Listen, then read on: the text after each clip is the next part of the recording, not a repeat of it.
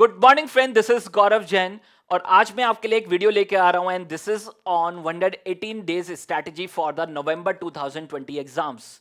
इस पूरी वीडियो में मैं वहां पर टारगेट करूंगा अपने डिफरेंट कैटेगरीज ऑफ स्टूडेंट्स को जिनकी अलग अलग क्वेरीज थी, तो मैंने उसको 3 कैटेगरीज में वहां पर डिवाइड कर दिया है पूरी क्वेरीज को, और आपको समझ में आ जाएगा कि वहां पर किस तरह से हमें अपने आप को आगे प्रोसीड करना है, किस तरह से अपने आप को टारगेट करना है। ठीक है, एक चीज बहुत क्लियर है जो मैं आपको कर देना चाहता हूं कि वहां पर जो भी डिसीजन होगा वो कब होगा, एज ऑन टुडे। पूरे एसएफएम में मैंने आपको सिखाया कि जो भी डिसीजन है वो कब है, एज ऑन टुडे। तो एग्जाम देने का डिसीजन भी आपका आज ही होने वाला है और आपको क्या करना है, एक ग्रुप देना है, 2 ग्रुप देने हैं, 6 पेपर्स देने हैं, तो जो भी डिसीजन लेना है वो कब लेना है, आज ही लेना है। तो वहां पर हम अपनी 3 कैटेगरीज को यहां पर टारगेट करेंगे।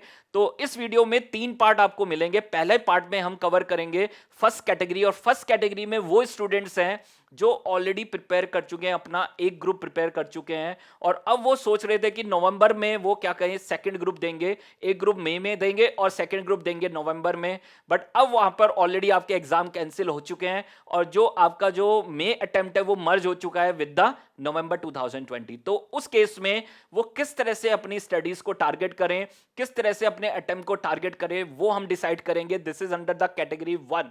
कैटेगरी 2 के अंदर कौन स्टूडेंट्स हैं जो वहां पर ऑलरेडी बोथ ग्रुप के लिए प्रिपरेशंस कर रहे थे मई या जुलाई 2020 में, और या वो मैं हम कहूंगा कि वहां पर आपके पास ऑलरेडी आपका एक ग्रुप हो चुका है और आप बस वहां पर देख लीजिए वेट कर रहे हैं अपने एग्जाम्स के लिए। तो उस केस में अब वो किस तरह से अपनी प्रिपरेशंस करें, क्योंकि वो ऑलरेडी बोथ ग्रुप के लिए प्रिपेयर कर चुके हैं। ऑलरेडी वो वहां पर एक ग्रुप के लिए अपना प्रिपेयर कर चुके हैं, एक ग्रुप उनका ऑलरेडी क्या है, क्लियर है। तो उस केस में वहां पर किस तरह से वो प्रोसीड करें, किस तरह से अपने वहां पर टारगेट करें अपने अटेम्प्ट को, तो वो मेरा यहां पर एक पूरा स्ट्रैटेजी होगा उन लोगों के लिए। This is under the category 2। Category 3 के अंदर वो स्टूडेंट्स हैं जो उनका पहली बार अटेम्प्ट है, समझ पा रहे हैं, उनका पहला अटेम्प्ट है इन नवंबर 2020। तो they are the freshers, they are the first timers, कि वहां पर उनका पहली बार एग्जाम है नवंबर 2020 में। तो वो किस तरह से टारगेट करें, वहां पर वो एक ग्रुप के लिए जाएं, 2 ग्रुप के लिए जाएं, क्या उनकी स्ट्रैटेजी होनी चाहिए, तो वो हम यहां पर कवर करेंगे इन द 3 कैटेगरीज। समझ पा रहे हैं, तो इन पूरी 3 कैटेगरी में सारे स्टूडेंट्स हमारे कवर हो जाएंगे। जिसकी जो भी कैटेगरी हो वो अपने हिसाब से वहां पर उसको देख ले। साथ में यहां पर लास्ट में एक मैं पूरा आपको बताऊंगा कि 24 आवर्स को कैसे हमें स्पेंड करना है, किस तरह से अपने 24 आवर्स को क्या करना है, यूटिलाइज करना है, एक दिन को कैसे यूटिलाइज करना है। तो वो मैं पूरा पार्ट आपके साथ यहां पर डिस्कस करूंगा। पूरा मैं टाइम टेबल आपका बना के दूंगा, टाइम शेड्यूल बना के दूंगा, किस तरह से आपको करना है। ठीक है, उसके अलावा आपकी जो भी क्वेरीज हैं आप मुझे लिख सकते हैं, मुझे व्हाट्सअप कर सकते हैं, मुझे टेलीग्राम कर सकते हैं, और वहां पर मैं आपकी डेफिनेटली कोशिश करूंगा कि आपकी क्वेरीज को सॉल्व कर सकूं। अब देखिए, सबसे पहले टारगेट करेंगे हम कैटेगरी 1 के स्टूडेंट्स को, और कैटेगरी 1 में वो स्टूडेंट्स हैं जो ऑलरेडी एक ग्रुप को प्रिपेयर कर चुके हैं। अब वो दूसरे ग्रुप की तरफ जाना चाहते हैं, दूसरे ग्रुप को प्रिपेयर करना चाहते हैं फॉर नवंबर 2020। तो उस केस में अगर हम बात करें तो ऑलरेडी उनके देख लीजिए फर्स्ट ग्रुप के 4 सब्जेक्ट ऑलरेडी प्रिपेयर हो चुके हैं। समझ पा रहे हैं, ऑलरेडी वहां पर वो उसको प्रिपेयर कर चुके हैं, क्योंकि वो नवंबर के लिए नहीं टारगेट कर रहे थे, उसको किसके लिए टारगेट कर रहे थे, मई 2020 के लिए टारगेट कर रहे थे। तो ऑलरेडी उनकी प्रिपरेशंस हो चुकी हैं, सिर्फ उनको नवंबर 20 के लिए उसको क्या करना है, रिवाइज करना है। ठीक है, अब सेकंड ग्रुप की बात करें तो सेकंड ग्रुप में आपके पास 4 सब्जेक्ट है जिसको आपको टारगेट करना है। अब वो डिसीजन कैसे लें कि हमें बोथ ग्रुप के लिए जाना है या 6 पेपर्स के लिए जाना है, तो वो ध्यान से सुनना सर। अगर वहां पर इन 4 सब्जेक्ट में से ऑलरेडी आप एक सब्जेक्ट को प्रिपेयर कर चुके हैं, प्लीज फोकस करना इस पॉइंट पे, ऑलरेडी आपका एक सब्जेक्ट हो चुका है, एससीएमपी कॉस्टिंग या वहां पर डीटी या आईडीटी, इन तीनों में से एक सब्जेक्ट आपका हो चुका है अदर देन इलेक्टिव, याद रखना अदर देन इलेक्टिव। तो उस केस में आपको किसके लिए प्रिपरेशन करनी है, बोथ ग्रुप्स के लिए सर। बहुत क्लियर है सर, अपना माइंड एकदम क्लियर रखें, और डिसीजन कब लेना है, आज लेना है, याद रखना डिसीजन कब लेना है, आज लेना है। तो अगर आपका ऑलरेडी कॉस्टिंग हो चुका है, आपका डीटी हो चुका है या आईडीटी हो चुका है, तीनों में से एक भी अगर सब्जेक्ट हो चुका है, 2 चुके हैं तो बहुत अच्छी बात है, बट अगर एक भी हो चुका है तो आप बोथ ग्रुप के लिए जाएंगे। ठीक है, तो अब ध्यान रखना कि वहां पर मेरे पास प्रिपरेशंस करने के लिए 3 सब्जेक्ट बचे हैं, एक सब्जेक्ट मेरा ऑलरेडी प्रिपेयर्ड है और 3 सब्जेक्ट को अब मुझे टारगेट करना है, और उसमें एक इलेक्टिव पेपर है। ठीक है, दूसरी तरफ कुछ स्टूडेंट्स ऐसे होंगे जिनका ग्रुप 2 बिल्कुल अनटच है।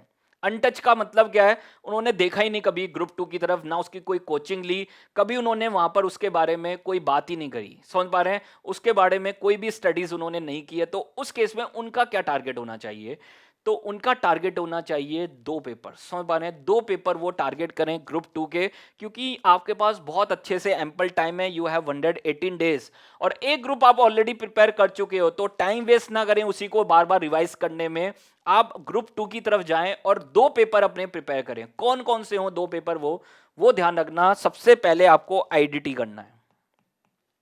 कौन सा प्रिपेयर करना है? IDT sir. आईडीटी क्यों मैं कह रहा हूं, स्कोरिंग सब्जेक्ट है और कम टाइम में आप उसको प्रिपेयर कर सकते हैं, तो आप आईडीटी को टारगेट करना। दूसरा पेपर आप कौन सा टारगेट करेंगे, वो होगा इलेक्टिव पेपर सर। कौन सा होगा? Elective paper. कोई भी इलेक्टिव आप चूज करो, 10 to 12 डेज में आप इजीली उसको कवर कर सकते हो। आराम से आपका 10 to 12 डेज में वो अच्छे से तैयार हो जाएगा और इजीली आप वहां पर 60-70 मार्क्स भी गेन कर सकते हैं, ठीक है। तो मैं वो ये नहीं कहूंगा कि आप कौन सा इलेक्टिव चूज करें, दिस इज योर चॉइस। वो एक अलग बात है कि वहां पर इलेक्टिव कौन सा चूज करना चाहिए, मैं उसके बारे में भी डिस्कस नहीं कर रहा हूं। मैं सिंपल बात कर रहा हूं, आपको आईडीटी प्लस इलेक्टिव, समझ पा रहे हैं, इलेक्टिव पेपर चूज करना है, और जिसका ओल्ड कोर्स है वो क्या करेगा, इसका। तो ये आपका टारगेट होगा सर। आपके 6 पेपर टारगेट होंगे, याद रखना, आपके 6 पेपर टारगेट होंगे। 4 पेपर आपके ग्रुप 1 के जो ऑलरेडी आप प्रिपेयर कर चुके हैं, और 2 पेपर आपके वहां पर देख लीजिए, this is from the group 2। तो ये क्लियर डिसीजन मैंने आपको बता दिया किस तरह से आपको डिसाइड करना है। Decision is as on today कि आपको बोथ ग्रुप के लिए जाना है, वहां पर देख लीजिए 6 पेपर्स के लिए जाना है। क्लियर है? कुछ लोग ऐसे भी होंगे जिन्होंने एक ग्रुप को टारगेट किया था मई में और उनकी प्रिपरेशंस नहीं हुई हैं अभी, उनके लिए भी मैं यही कहूंगा कि वो 6 पेपर के लिए जाएं। समझ पा रहे हैं? 2 पेपर ग्रुप 2 के, और जो 4 पेपर आपको ग्रुप 1 के देने ही देने हैं, 4 पेपर्स आपके ग्रुप 1 के होंगे। तो उनके लिए भी मेरी यही स्ट्रैटेजी रहेगी कि आप 6 पेपर ही प्रिपेयर करें। उसमें एक इलेक्टिव हो जाएगा, वो इजीली आप कर सकते हैं, आईडीटी आप इजीली कर सकते हैं, और बैलेंस अपने 4 पेपर तो आप करेंगे ग्रुप 1 के, FR, SFM, audit and law. तो जो भी कमियां हैं उनमें वो आपको पूरी अच्छे से वहां पर देख लीजिए दूर करनी है। जो भी वहां पर प्रॉब्लम्स हैं या जो भी आपके वीक एरियाज हैं, उनको हमें अच्छे से टारगेट करना है और एक ही वन शॉट में अपने एग्जाम को क्लियर करना है। तो एक चीज माइंड में हमेशा रखना सर, कंपटीशन बहुत बड़ा होने वाला है, क्योंकि अब वहां पर मर्ज होंगे, जो मई के स्टूडेंट्स थे, नवंबर के स्टूडेंट्स थे, दोनों एक साथ मर्ज होंगे। कंपटीशन बहुत बड़ा होने वाला है। साथ में वहां पर जो रिजल्ट है वो भी सर हो सकता है कि वहां पर कम आए, क्योंकि उतनी डिमांड जनरेट नहीं होगी इकोनॉमी में, तो हो सकता है कि रिजल्ट भी कम आए। तो हमें तो इस तरह से प्रिपरेशन करनी है कि हमारा नाम होना चाहिए, ठीक है। तो मैं हमेशा बोलता हूं इस चीज को कि रिजल्ट क्या है, 2% आए, बट उसमें आपका नाम होना चाहिए।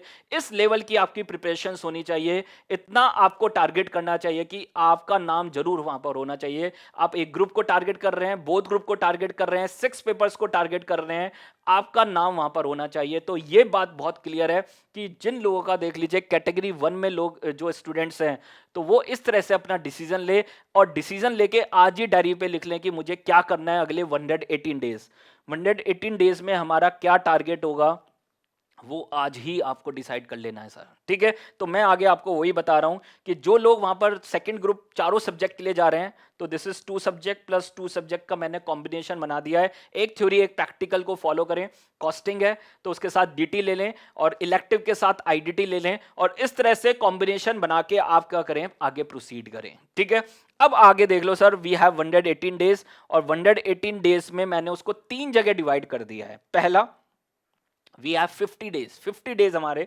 दूसरा आपके पास है 40 डेज, और थर्ड आपके पास क्या है, दिस इज योर 28 डेज। तो 118 डेज को मैंने 3 जगह डिवाइड किया, 50, 40 एंड 28। पहले 50 डेज में हमें ग्रुप 2 की प्रिपरेशंस करनी है। समझ पा रहे हैं? पूरा ग्रुप 2 के ऊपर हमारा फोकस है। आपको लग रहा है कि ग्रुप 1 में कुछ चीजें वहां पर वीक हैं, तो हम उसके लिए एक स्ट्रैटेजी अभी डिस्कस करेंगे कैटेगरी 2 के अंदर।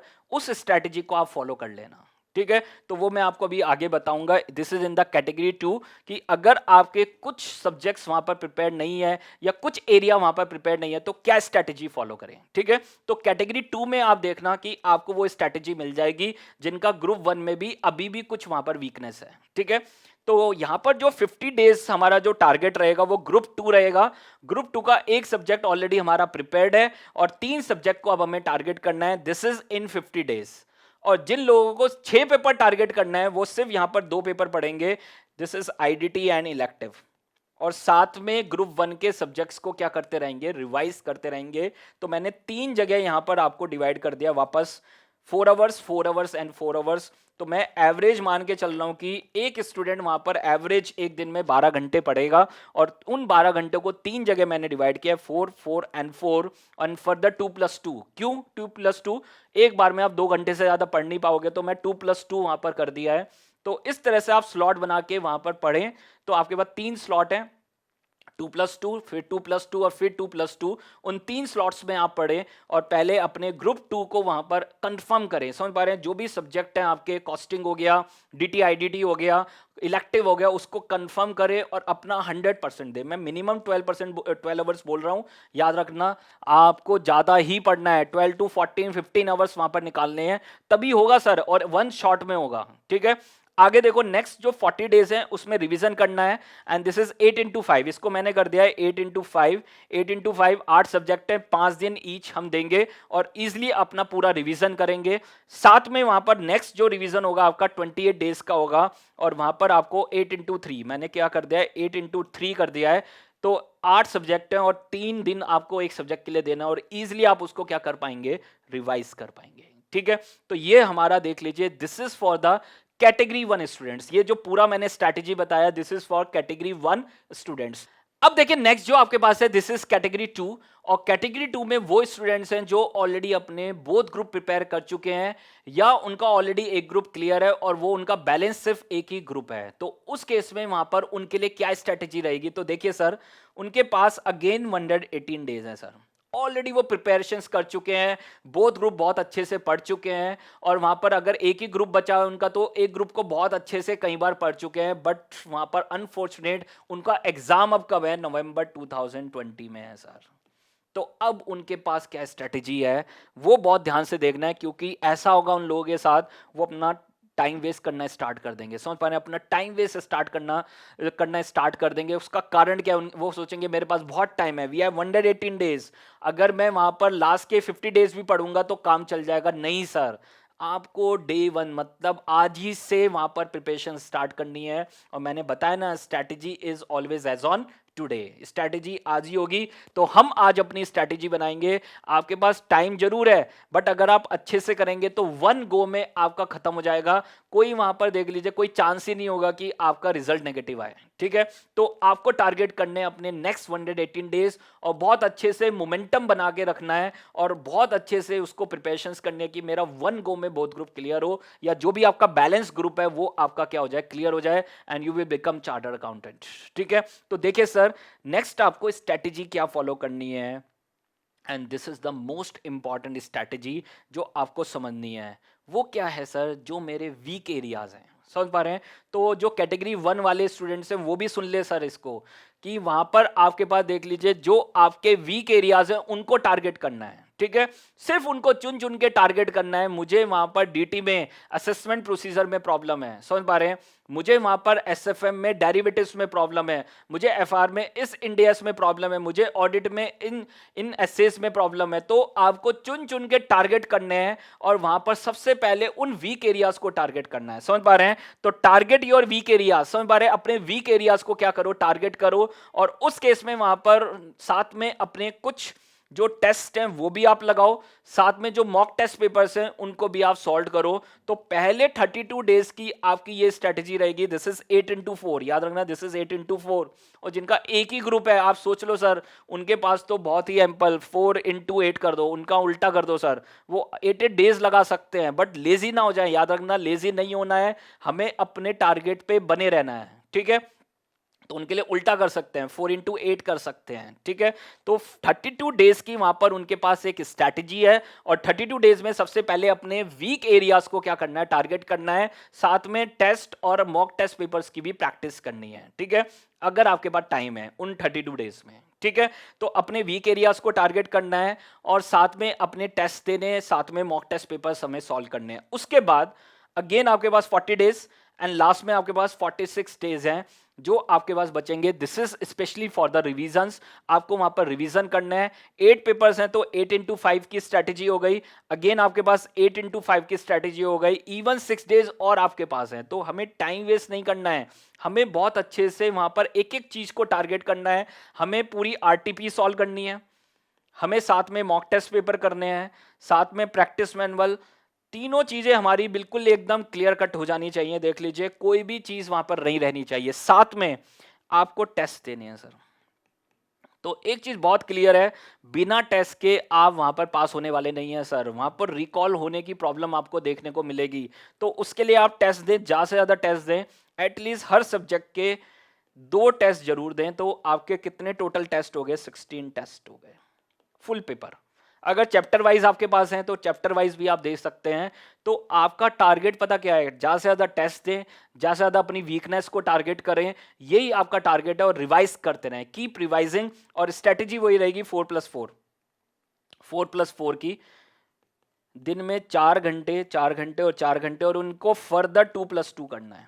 ठीक है, तो वो भी मैं बताऊंगा आपको 1 डे स्ट्रैटेजी में। 1 डे स्ट्रैटेजी मतलब पूरे 24 आवर्स को कैसे यूटिलाइज करना है, उसमें अपने 12 से 14 घंटे कैसे यूटिलाइज करने हैं, वो पूरी स्ट्रैटेजी एट द एंड में आपको बताने वाला हूं। ठीक है, तो ये आपके पास किसके लिए पूरी स्ट्रैटेजी बताई है? This is for category 2 students. किन के लिए बताया? कैटेगरी 2 स्टूडेंट्स, जिनका वहां पर देख लीजिए बोथ ग्रुप ऑलरेडी प्रिपेयर्ड हो चुका है, या उनका एक ही ग्रुप बैलेंस है, तो उसके लिए पूरी स्ट्रैटेजी मैंने आपको बताई है। तो ये आपके पास था, this is your category 2 students strategy. अब देखिए नेक्स्ट जो आपके पास है, this is your category 3 students. और कैटेगरी 3 में वो स्टूडेंट्स हैं जो पहली बार अपना एग्जाम देंगे इन नवंबर 2020। अब उन स्टूडेंट्स को डिसाइड करना है कि उनको एक ग्रुप के लिए जाना है या बोथ ग्रुप के लिए जाना है। तो सिंपल डिसीजन क्राइटेरिया मैं आपको बताऊंगा। आपको इवैल्यूएट करना है कि आपका कितना प्रिपरेशन हो चुका है। अगर आपका फर्स्ट ग्रुप प्रिपेयर्ड है, आप सेकंड ग्रुप के लिए वहां पर प्रिपरेशंस कर रहे हैं, और ऑलरेडी आपका एक सब्जेक्ट हो चुका है सेकंड ग्रुप का, तो आप बोथ ग्रुप के लिए जाएं। आप इजीली वहां पर 3 सब्जेक्ट और कर लेंगे। इलेक्टिव पेपर में 10-12 डेज लगेंगे, और बैलेंस 2 सब्जेक्ट आप इजीली कर लेंगे। अगेन स्ट्रैटेजी वही रहेगी, आपको 50 डेज में अपने सेकंड ग्रुप को पूरा क्या करना है? फिनिश करना है। ठीक है, अगर आपका देख लीजिए वहां पर देख लीजिए फर्स्ट ग्रुप ही बहुत अच्छे से प्रिपेयर नहीं है, तो फिर जबरदस्ती आपको सेकंड ग्रुप पे जाने की जरूरत नहीं है। आप फर्स्ट ग्रुप को ही प्रिपेयर करें। 118 डेज में आप फर्स्ट ग्रुप को ही बहुत अच्छे से प्रिपेयर करें, क्योंकि आपका ये पहली बार एग्जाम है। तो उस केस में आपका कम से कम एक ग्रुप निकलना चाहिए। एक चीज ध्यान रखना, आपका कम से कम एक ग्रुप निकलना चाहिए। मैं कोई डिस्करेज नहीं कर रहा किसी को, बट आपको अपना सेल्फ इवैल्यूएशन करना और उसमें देखना है कि मेरी कितनी प्रिपरेशन हुई है। अगर आपके बोथ ग्रुप प्रिपेयर्ड हैं तो आप अपना रिवीजन स्टार्ट करें, और 118 डेज में आप इजीली 50 + 40 + 28 करके क्या कर लेंगे? अपना पूरा रिवीजन कर लेंगे। तो आपको आज डिसीजन लेना है कि मुझे बोथ ग्रुप देने हैं या 1 ग्रुप देना है। Decision is as on today. तो ये आपके पास देख लीजिए, this is the strategy for the category 3 students, और जो ऑलमोस्ट सिमिलर थी कैटेगरी 1 के लिए। मैंने फिर भी अलग से इसलिए बताया कि वो क्वेरी माइंड में रह जाते हैं कि सर मेरा तो पहली बार एग्जाम है, तो उस केस में मैं कैसे मूव करूं, कि कैसे डिसीजन लूं कि मुझे एक ग्रुप के लिए जाना है या 2 ग्रुप के लिए जाना है। ठीक है, तो मैंने तीनों कैटेगरीज को वहां पर अच्छे से टारगेट किया है। अब जो मेरा लास्ट पार्ट है ना इस पूरे वीडियो का, वो बहुत इंपॉर्टेंट है कि मुझे एक दिन में कैसे वहां पर प्रिपरेशंस करनी है, किस तरह से मुझे अपने टाइम को डिवोट करना है, और किस तरह से मैं वहां पर अपना मैक्सिमम यूटिलाइजेशन करूं, कि जिससे वहां पर मेरे क्या हो, एग्जाम रिजल्ट मेरा आए, जिससे मेरी वहां पर बहुत अच्छे से क्या हो, प्रिपरेशंस हो। अब देखिए last part of this video, and this is 1 day time table, 1 day time schedule. 24 hours को मैंने वहां पर डिवाइड किया आपके लिए, और इजीली आप 12 to 14 आवर्स वहां पर डिवोट कर सकते हैं, अपनी स्टडीज कर सकते हैं। और अगर आपने इसको मैनेज किया, इसको सही से वहां पर मेंटेन किया, और सही से रिदम को अपने बनाए रखा, तो इजीली आपके टारगेट्स क्या होंगे? अचीव होंगे। तो मैं वहां पर हमेशा बोलता हूं, स्टार्ट अर्ली। याद रखना, स्टार्ट अर्ली, जल्दी स्टार्ट करो, तो वहां पर देखना आपका आउटपुट लेवल क्या होने वाला है, सबसे मैक्सिमम होने वाला है। तो ये जो पूरी प्लान है, पूरा जो स्ट्रैटेजी है, मैं उसको बोलता हूं स्टडी रेस्ट स्टडी प्लान है। स्टडी रेस्ट स्टडी प्लान क्या है? स्टडी करो, फिर रेस्ट करो, फिर स्टडी करो, फिर रेस्ट करो, और इस तरह से आप 12 to 14 आवर्स अपने क्या कर लेंगे? अचीव कर लेंगे। तो देखिए सर, सबसे पहले you can start early, and this is at 5 AM। मैं क्लियर बोलूंगा सर, अगर मॉर्निंग में पढ़ोगे तभी पूरे दिन का आउटपुट निकलेगा, अदरवाइज आउटपुट नहीं निकलेगा। किसी से भी पूछ लेना, जो भी रैंक होल्डर्स हों, जितने भी कोई भी रैंक होल्डर हुए हैं या आईएएस के अगर स्टूडेंट्स हैं, तो आप उनसे पूछ सकते हैं कि दे कैन स्टार्ट अर्ली। भले ही वहां पर रात को वो थोड़ा लेट भी हो रहे हैं, तब भी वो सुबह जल्दी उठ के पढ़ रहे हैं, क्योंकि वहां पर उनको पता है कि मॉर्निंग में सबसे बेस्ट स्टडीज होने वाली है। ठीक है, तो start early and this is 5 AM to 8 AM, 3 घंटे का स्लॉट लगाना है। याद रखना, जब भी आप सो के उठें, कम से कम 3 घंटे आपको पढ़ने हैं, याद रखना, क्योंकि वो बेस्ट आपका आउटपुट देने वाला है। तो वहां पर 3 घंटे आपके पास आएंगे, 3 आवर्स। देन नेक्स्ट रेस्ट करो, फिर वहां पर 8 टू देख लीजिए 8 to 9:30 आप रेस्ट करो, जो भी अदर एक्टिविटीज हैं वो आप करो। And again on the table 9:30 आप आ जाएंगे अपने जो भी स्टडी टेबल है, और 11:30 तक आप करेंगे, और उसमें फिर वापस आपके 2 आवर्स हो जाएंगे, और फिर आप रेस्ट करेंगे। 1 घंटा फिर रेस्ट करा, और उसके बाद 12:30 से 2:30 बजे तक आप पढ़े, 2 घंटे फिर आपके हुए। फिर आपने एक लंबा रेस्ट किया, मतलब आपने स्लीप लिया, समझ पा रहे हैं, सोए थोड़ी देर, और उससे बेनिफिट क्या होगा, वापस एनर्जी लेवल बढ़ जाएगा। याद रखना, वापस एनर्जी लेवल आपका डबल हो जाएगा, और वापस हम ऑन द टेबल आ जाएंगे 5 to 8। मैंने पहले बताया, सो के आप उठते हैं तो कम से कम 3 घंटे पढ़ें, तो वापस 3 घंटे की आपकी स्टडीज हो जाएंगी। एंड देन लास्ट वन आपके पास है 9 to 11, 11:30, जो भी जितना आप वहां पर ले खींच सकते हैं उतना आप 11:30, 12 तक भी ले जा सकते हैं, कोई दिक्कत नहीं है। अगेन आपके पास 2 घंटे आ गए, एंड टोटल आपके पास कितना आ गया, 12 आवर्स। तो इजिली आप वहां पर स्टडी रेस्ट स्टडी प्लान को फॉलो करके 12 to 14 आवर्स को अपने टारगेट कर सकते हैं, और इजिली वहां पर आपके देख लीजिए आपका पूरे रिवीजन भी होंगे, आपके वहां पर टेस्ट भी होंगे, हर चीज आपको वहां पर करनी है। तो मैंने रिवीजन पैटर्न आपको बता ही दिया कि आपको पीएम करना है, आपको आरटीपी करनी है, मॉक टेस्ट पेपर करने हैं, अलग से टेस्ट देने हैं। अलग से टेस्ट देना बहुत जरूरी है। मैंने अभी एसएफएम का टेस्ट मैराथन चलाया था, लोगों ने बहुत ज़्यादा अप्रिशिएट किया उस टेस्ट सीरीज को। उसका कारण यही था कि वहाँ पर उन्हें पता चला कि मेरी गलतियाँ कहाँ थी। मुझे लग रहा था कि वहाँ पर मुझे आता है, मुझे क्वेश्चन ये पता है ये कैसे सॉल्व होगा, बट जब मैं एक्चुअली में सॉल्व करने गया तो वहाँ सॉल्व ही नहीं हो पाया। तो काफ़ी सारे स्टूडेंट्स ने वहाँ पर उसको ऑप्ट किया। मैंने वो फ्री चलाई थी SFM test series test marathon, but अब वहाँ पर देख लीजिए, अब फिर वापस मैं दोबारा उसको लेके आऊँगा। This is in your August and में दोबारा मैं पूरा एसएफएम टेस्ट मैराथन लेके आने वाला हूं। तो उससे पहले आप अपने पूरा रिवाइज कर लीजिए, और फिर आप वहां पर टेस्ट मैराथन दे सकते हैं, एसएफएम का दे सकते हैं, इलेक्टिव पेपर्स का दे सकते हैं, एफएससीएम का, आरएम का दे सकते हैं, और साथ में सीए इंटर का एफएमएन इको उसका भी आपके पास देख लीजिए टेस्ट सीरीज चलेगा। तो चारों सब्जेक्ट के मैं टेस्ट सीरीज चलाने वाला हूं। This is for November 2020 exams. तो ये आपकी पूरी देख लीजिए पूरी स्ट्रैटेजी थी जो मैंने यहाँ पर आपसे डिस्कस की। साथ में लास्ट में छोटी सी चीज़ें बताना चाहूँगा, जो बहुत छोटी चीज़ें हैं बट उसके बेनिफिट आपको ज़्यादा मिलने वाले हैं। तो आपको क्या क्या अवॉइड करना है, याद रखना, आपको अवॉइड क्या करना है, टीवी। ये तो टाइम किलर है, याद रखना, this is a time killer. ये आपका टाइम किल करने वाला है, इसमें कुछ नहीं आता सर, कोई कुछ आपके बेनिफिट की चीज नहीं है, इसको बिल्कुल अवॉइड करना है। साथ में मोबाइल फोन्स, मैंने बहुत बार अपनी स्ट्रेटजीज में बताया है कि मोबाइल फोन का आप कम से कम यूज करें। पता ही नहीं चलता सर, 1 घंटा हो गया आपके हाथ में मोबाइल चल रहा है और चलते ही जा रहा है, वहां पर आपका टाइम वेस्ट हो रहा है। एंड अवॉइड द फालतू वीडियोस। मैं फालतू वीडियोस इसलिए वर्ड यूज कर रहा हूँ, फालतू में लोग आके अपना ज्ञान बांट जाते हैं जिसका हमें बिल्कुल जरूरत नहीं है। अपने कोर्स से रिलेटेड वीडियोस को ही देखें। आपको कोई भी पर्टिकुलर अपने कॉन्सेप्ट से रिलेटेड वीडियोस देखनी है, कोई भी रिवीजन स्ट्रेटजीज देखनी है, तो वो आप देखिए सर।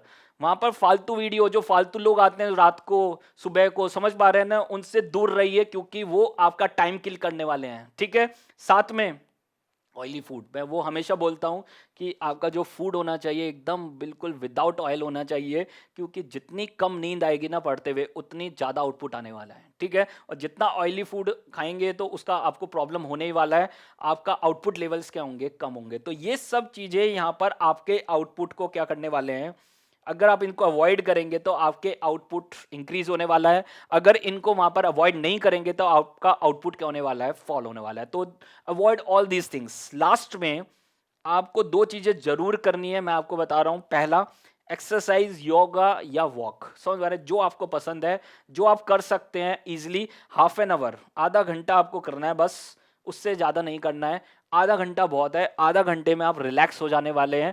मॉर्निंग में आप उठिए, उस समय पढ़िए, मैं आपको बता रहा हूँ क्लियर पढ़िए, उस समय कोई एक्सरसाइज मत करिए। आपका एक ही टारगेट होना चाहिए, उस समय 2 से 3 घंटे आप निकालने हैं। उसके बाद आधा घंटे एक्सरसाइज, योगा जो आपको आता है, या वॉक कर लें थोड़ा सा अपना, जो भी आपके घर के आसपास जो भी पार्क है उसमें आधा घंटा वॉक कर सकते हैं, और उससे क्या होगा, माइंड एकदम क्लियर हो जाएगा। ठीक है। And the last one, review your strategy weekly. एक बहुत इंपॉर्टेंट चीज़ है। मैं आपको यहाँ स्ट्रैटेजी बता रहा हूँ, आपने फॉलो करना स्टार्ट किया, फिर हो सकता है आप इधर उधर हो गए, तो अपनी स्ट्रैटेजी को जरूर रिव्यू करें। जो भी आप सोच रहे हैं अपने एग्जाम्स के लिए, नवंबर 2020 के लिए, उसको आज ही एक पेपर पे लिख लो, अपने एक डायरी पे लिख लो, और आपको किस तरह से मूव करना है उसको लिख लो, और उसको बार बार क्या करते रहो, रिव्यू करते रहो। तो यही आपकी देख लीजिए, दिस इज फॉर योर नवंबर 2020। एक एक पॉइंट मैंने डिस्कस कर लिया है। फिर भी अगर आपकी कोई क्वेरीज हैं, आप कुछ पूछना चाहते हैं, तो मेरे से बात कर सकते हैं। मैं अवेलेबल रहता हूं अपने व्हाट्सएप पे 8860017983 पे। आप मुझसे कनेक्ट हो सकते हैं, और जितना आप मेरे से जो भी पूछेंगे मैं उसकी क्वेरी का आंसर करने की कोशिश करूंगा। Thank you very much.